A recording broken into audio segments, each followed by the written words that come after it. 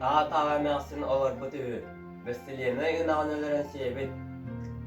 Tağın ere arcaqqa siment kurda urbut. İkki ıyağa eger u bahan göl kıtıdıgar urbut. Hatırskalan anyu hocan sığhek tönen sodatın tosuz ispit. Mus bekkin do. Mus bekten kandori. Mus bek bolla kata gün ulara. Mümkün bek bolari. Gün bekkin do. Bekten kandori.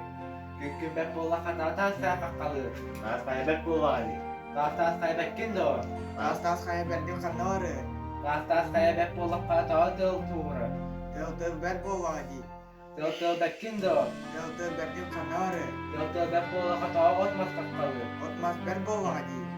Ot mas bekkin do. Otmas bendim kanore. Ot mas bek bolla kata ot sir. Wot bed bola lagi. Ot bek bolla bekkin do. Wot bendim kanore. Ot bek bolla kata ulara. Bed bola lagi. Bekkin do. Kanori, Bek bolla kata bıhıt kaya. bed bola lagi. Bıhıt bekkin do. Bendim kanori. Bek bolla kata sürkürak sürkürak. Sudah bed bola lagi. Sürkürak bekkin do. Sürkürak bekten kandori. Sürkürak bek bolla kata ıtıt sürensir. Ütüp bek bolari. Itıt bekkin do.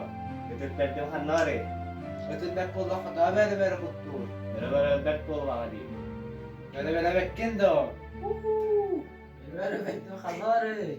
Bere bek bolla kata kay tutansir. Kakak bed bola lagi. Kay bekkin do. Hay bedim kandori. Kay bek bolla kata kihi bultu. Kihi bek bolari. Kihi bekkin do. Kihi bedim kandori.